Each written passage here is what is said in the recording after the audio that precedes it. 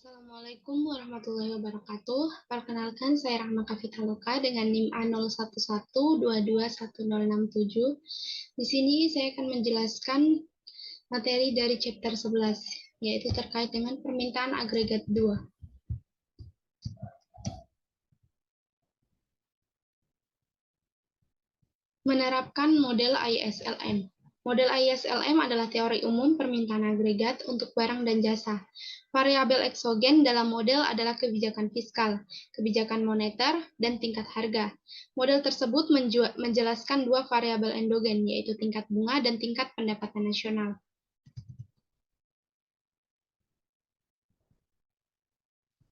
Bagaimana kebijakan fiskal menggeser kurva IS dan mengubah equilibrium jangka pendek? Perubahan kebijakan fiskal atau pembelian pemerintah dan pajak mengubah equilibrium jangka pendek perekonomian. Perubahan dalam kebijakan fiskal mempengaruhi pengeluaran yang direncanakan, dan dengan demikian menggeser kurva IS. Model ISLM menunjukkan bagaimana pergeseran kurva IS ini mempengaruhi pendapatan dan tingkat bunga.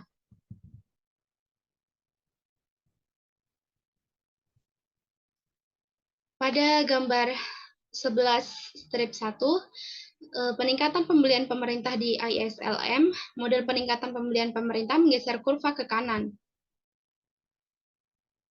Equilibrium bergerak dari titik A ke titik pendapatan naik dari Y1 ke Y2, dan tingkat bunga naik dari R1 ke R2. Dengan jumlah ini, equilibrium ekonomi bergerak dari titik A ke titik B. Kenaikan belanja pemerintah meningkatkan pendapatan dan tingkat bunga. Bagaimana kebijakan moneter menggeser kurva LM dan mengubah equilibrium jangka pendek?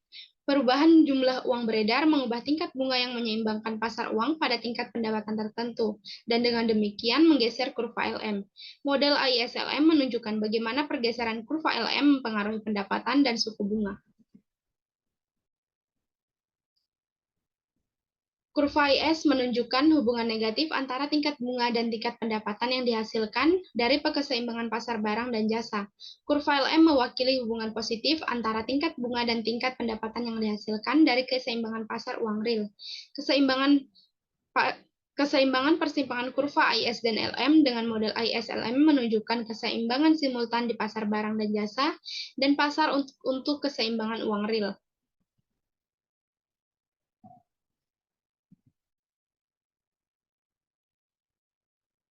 Gambar 11 strip 3. Perubahan jumlah uang beredar mengubah tingkat bunga yang menyeimbangkan pasar uang pada tingkat pendapatan tertentu, sehingga menggeser kurva LM. Model ISLM menunjukkan bagaimana pergeseran kurva LM mempengaruhi pendapatan dan suku bunga. Teori preferensi likuiditas menunjukkan bahwa setiap tingkat pendapatan tertentu, peningkatan keseimbangan uang real menyebabkan penurunan suku bunga. Oleh karena itu, kurva LM bergeser ke bawah seperti yang ditunjukkan pada gambar 11.3. Keseimbangan bergeser dari titik A ke titik B. Peningkatan jumlah uang beredar menurunkan suku bunga dan meningkatkan tingkat pendapatan. Karena model ISLM menunjukkan bagaimana pendapatan nasional ditentukan, maka model ISLM dapat digunakan untuk mempelajari bagaimana berbagai gangguan ekonomi mempengaruhi pendapatan. Sejauh ini kita telah melihat bagaimana perubahan kebijakan fiskal menggerakkan kurva IS dan bagaimana perubahan kebijakan moneter menggerakkan kurva LM. Demikian pula, kita dapat membagi guncangan menjadi dua kategori, yaitu guncangan pada kurva IS dan guncangan pada kurva LM. Guncangan pada kurva IS dapat disebabkan oleh perubahan permintaan barang konsumsi, sedangkan guncangan pada kurva LM disebabkan oleh perubahan permintaan uang secara eksogen.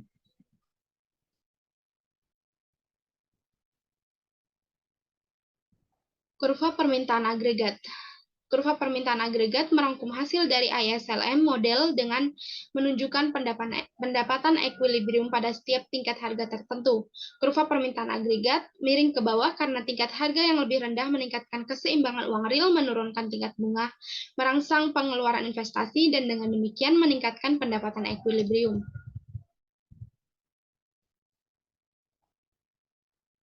Gambar 11.5. Pada panel A menunjukkan model ISLM menaikkan tingkat harga dari P1 ke P2 menurunkan kepemilikan uang real dan dengan demikian menggeser kurva LM ke atas.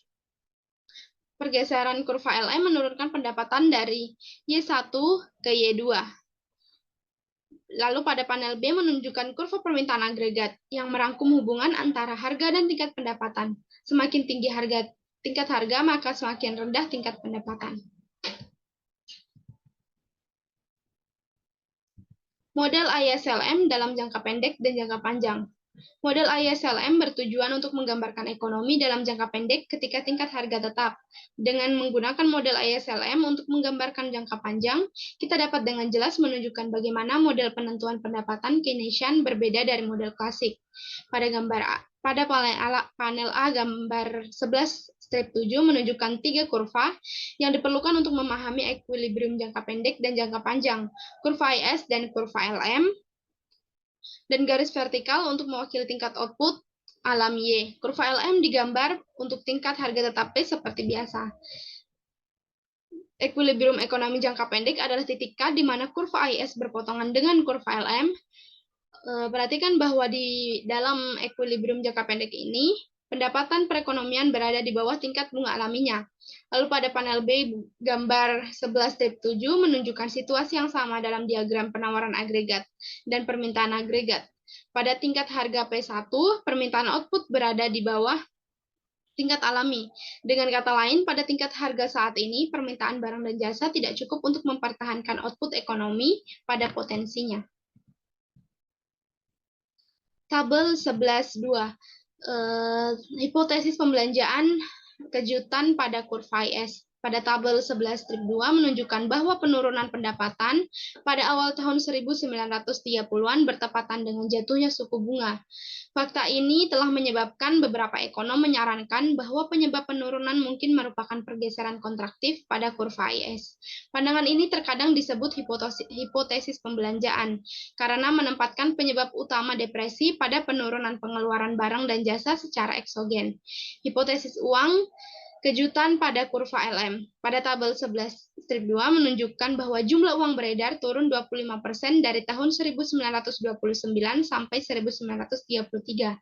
Selama itu tingkat pengangguran naik dari 3,2% menjadi 25,2%. Fakta ini memberikan motivasi dan dukungan untuk apa yang disebut hipotesis uang, yang menyalahkan depresi pada Federal Reserve karena membiarkan jumlah uang beredar turun dalam jumlah yang begitu besar. Pendukung paling terkenal dari interpretasi ini adalah Milton Friedman dan Anna Schwartz, yang mempertahankannya dalam risalah mereka tentang sejarah moneter Amerika Serikat. Friedman dan Schwartz berpendapat bahwa penyusutan jumlah uang beredar telah menyebabkan sebagian besar kemerosotan ekonomi dan depresi besar, adalah contoh yang sangat nyata. Pigot Effect. Secara khusus, efek Pigot mengacu pada kebijakan fiskal yang digunakan untuk mengoreksi tingginya pengangguran dalam perekonomian. Menurut teori ini, ketika pemerintah menaikkan belanja publik atau menurunkan pajak, hal itu merangsang permintaan agregat dalam perekonomian. Permintaan agregat yang meningkat kemudian mendorong pertumbuhan ekonomi, menciptakan lapangan kerja baru, dan menurunkan tingkat pengangguran. Debt Deflation Theory. Teori deflasi utang adalah teori ekonomi yang pertama kali dikemukakan oleh ekonom Irving Fisher pada tahun 1933. Teori ini menjelaskan bagaimana deflasi dan utang yang tinggi dapat saling memperkuat dan menyebabkan resesi atau depresi ekonomi yang lebih dalam. Teori deflasi utang ini penting untuk memahami dampak krisis keuangan dan utang yang terjadi dalam periode waktu tertentu.